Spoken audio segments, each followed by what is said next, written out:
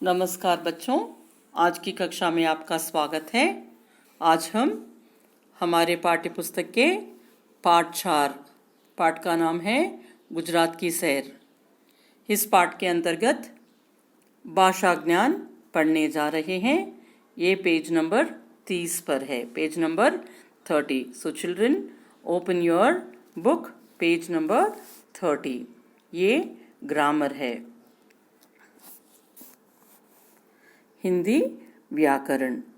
भाषा ज्ञान के अंतर्गत हम व्याकरण पढ़ने जा रहे हैं।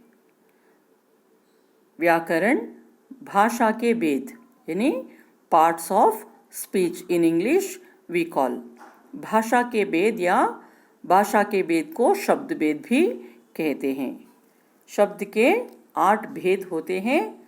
There are 8 parts of speech. ये 8 शब्द भेद क्या है अभी हम देखेंगे। शब्द भेद: संज्ञा नाउन, सर्वनाम प्रोनाउन, विशेषण एडजेक्टिव, क्रिया वर्ब, क्रिया विशेषण एडवर्ब, संबंध बोधक प्रेपोजिशन, समुच्चय बोधक या संयोजक कंजक्शन, विस्मयादि बोधक इंटरजेक्शन। ये 8 भाषा के भेद है। आज हम संज्ञा, ये पहला भाषा भेद को पढ़ने जा रहे हैं। संज्ञा और उसके भेद। संज्ञा यानी अंग्रेजी में हम इसे नाउन कहते हैं। संज्ञा की परिभाषा, द डेफिनेशन ऑफ संज्ञा यानी द मीनिंग ऑफ संज्ञा। किसी प्राणी यानी किसी जीव यानी ह्यूमन बीइंग और एनिमल्स, ऑल द प्राणी यानी द लिविंग थिंग्स। किसी प्राणी, वस्तु, वस्तु यानी थिंग्स, स्थान यानी प्लेस, जगह, जगह का नाम, या भाव, भाव यानी फीलिंग्स आदि के नाम का बोध कराने वाले यानी किसी व्यक्ति का नाम का बोध होता है, वस्तु का नाम बोध होता है, स्थान का नाम बोध होता है या भाव के नाम का बोध कराने वाले शब्दों को हम संज्ञा कहते हैं। All the naming words of noun, all the naming words of living things and any things, place and feelings, इस सब को हम नाउन कहते हैं या संज्ञा कहते हैं। जैसे फॉर एग्जाम्पल राहुल, राहुल एक प्राणी का नाम है। ताजमहल एक स्थान का नाम है। लड़का भी एक प्राणी का नाम है। मित्रता, और मित्रता इज ऑल्सो संज्ञा, it shows the relation. Then खुशी, खुशी इज अ भाव, जो हमारे अंदर फीलिंग होता है उसको हम भाव कहते हैं। तो ये भाववाचक संज्ञा है। ये भाव यानी it comes under the noun. Even the our feelings, भाव भी, हमारे फीलिंग्स भी संज्ञा के अंतर्गत आते हैं। तो अभी हम संज्ञा और उनके भेदों के बारे में पढ़ेंगे। संज्ञा के भेद। प्रयोग के आधार पर संज्ञा के 3 भेद होते हैं। कितने भेद हैं बच्चों? 3 भेद हैं। व्यक्तिवाचक संज्ञा, द फर्स्ट वन इज व्यक्तिवाचक संज्ञा, proper noun we call it in English. Second one जातिवाचक संज्ञा, इसको हम अंग्रेजी में कॉमन नाउन कहते हैं।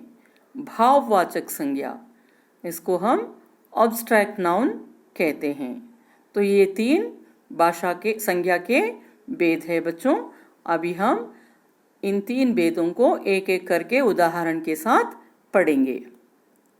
व्यक्तिवाचक संज्ञा, जिस संज्ञा शब्द से किसी एक व्यक्ति, किसी एक ही नाम, जब हम बोलते हैं राहुल, सचिन तेंदुलकर, ऐसा एक नाम लेकर बताते हैं तो वे व्यक्तिवाचक संज्ञा होता है।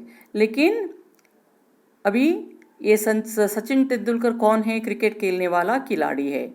हमने सचिन तेंदुलकर कहा तो व्यक्तिवाचक संज्ञा हुआ। लेकिन क्रिकेटर्स अगर बोलेंगे तो क्रिकेट खेलने वाले सभी लोग क्रिकेटर्स होते हैं, वे व्यक्तिवाचक संज्ञा नहीं कहलाते।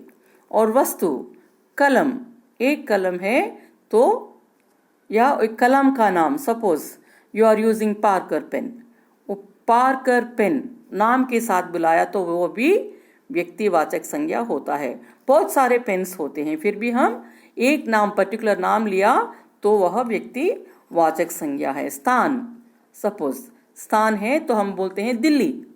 दिल्ली क्या है? एक जगह का नाम है।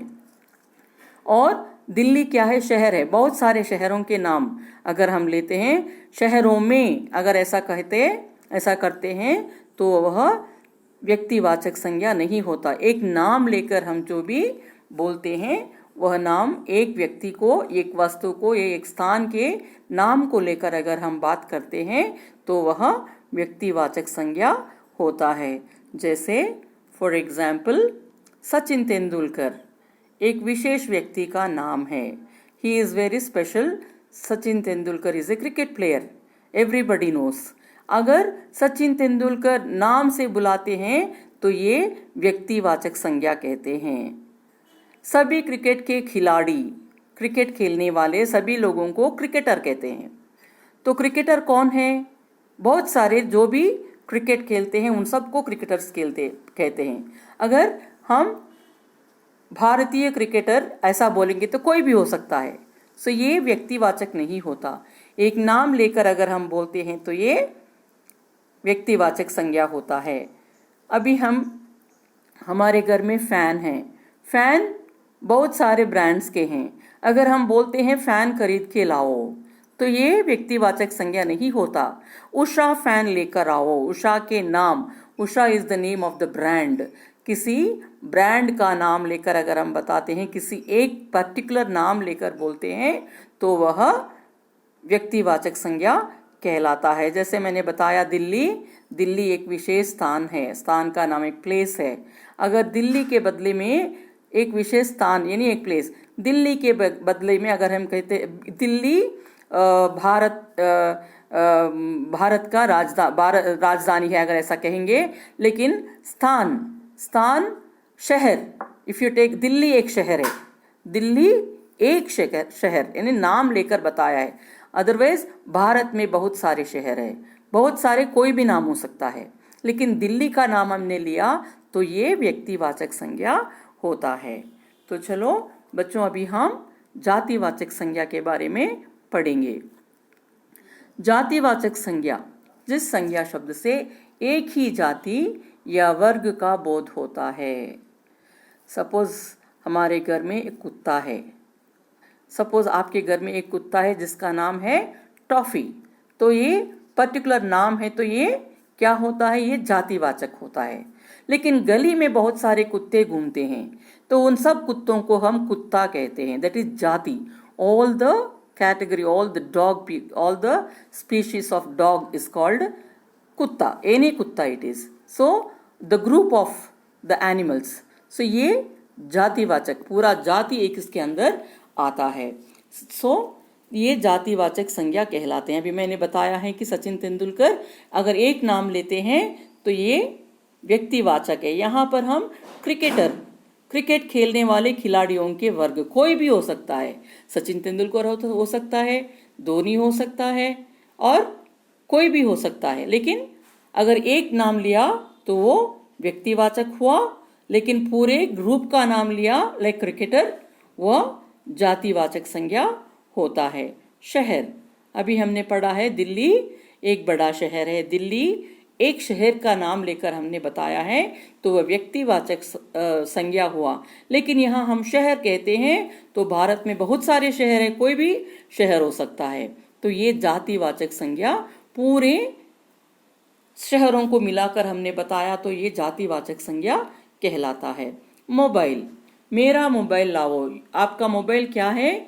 ये एक कोई भी हो सकता है, लेकिन एक मेरा बोल के आपने बताया तो ये या किसी नाम से लेकर सैमसंग मोबाइल, एप्पल मोबाइल, ऐसा नाम से अगर लेते तो ये क्या होता है बच्चों? ये व्यक्तिवाचक होता है। लेकिन मोबाइल खरीदने जा रहा हूं, कौन सा मोबाइल? कोई भी हो सकता है, एप्पल हो सकता है, सैमसंग हो सकता है, ओप्पो हो सकता है, रेडमी हो सकता है, जो भी कोई भी ब्रांड का हो सकता है। लेकिन जब मोबाइल हमने बताया तो ये कोई भी ब्रांड का हो सकता है, तो पूरे सब मोबाइल्स इसके अंतर्गत आते हैं, तो ये जातिवाचक संज्ञा इसको हम कहते हैं। अब हम भाववाचक संज्ञा के बारे में देखेंगे। भाववाचक संज्ञा जिसे हम अंग्रेजी में ऑब्स्ट्रैक्ट नाउन कहते हैं, जिस संज्ञा शब्द से किसी व्यक्ति या वस्तुओं के गुण दोष, they talk about the characteristics. भाव यानी फीलिंग, अवस्था यानी status, childhood is a status, what is बुढ़ापा इज अ स्टेटस। तो ऐसे जो लोगों का स्टेटस या उनके भाव, उनके गुण और दोष बताते हैं, वे सब संज्ञा शब्द भाववाचक संज्ञा कहलाते हैं। किसी भी चीज जिसे हम छू नहीं सकते या देख नहीं सकते पर महसूस कर सकते हैं। Suppose you are seeing, now you are going to talk about बुढ़ापा। बुढ़ापा you can see a old man going, you can say he is old man, he is a old man, but can you feel that, can you touch that buddhapa? You can feel, seeing them you can feel he is a old man, but can you touch that buddhapa? You can't touch. You are happy, you can show it in your actions, but then can you touch that happiness? You cannot. So ऐसे जो भी चीजें, जो संज्ञा शब्द जिसे हम छू नहीं सकते लेकिन हम उसे महसूस कर सकते हैं, ऐसे वाले शब्दों को हम भाव यानी फीलिंग्स, भाववाचक संज्ञा कहते हैं। जैसे हरियाली, हरियाली हम आंखों से देख सकते हैं, चारों तरफ ग्रीनरी है, लेकिन वो हरियाली को क्या हम छू सकते हैं? नहीं छू सकते। किसी का प्यार, माँ है, माँ का प्यार कितना बहुत ही हम महसूस कर सकते हैं। माँ खिलाती है, पिलाती है, सुलाती है, सब कुछ करती है, तो माँ का प्यार हमको दिखता है लेकिन हम उसको छू नहीं सकते। वैसे ही खुशी, आप खुश है तो आपके चेहरे को देखकर हम पहचान सकते हैं लेकिन उसको हम हाथ से पकड़ नहीं सकते। और उदारता, ये सब एग्जाम्पल्स है जो भाववाचक संज्ञा के लिए हैं। तो ये भाववाचक संज्ञा है। तो बच्चों, ये हमारा पाठ गुजरात के शहर में जो भाषा ज्ञान के अंतर्गत है, संज्ञा और उसके भेद हमने पढ़े हैं। इस वीडियो को 3 और 4 बार देखिए बच्चों और समझने की कोशिश कीजिए। आज का कक्षा यही खत्म होता है बच्चों। Thank you. Stay home, stay safe.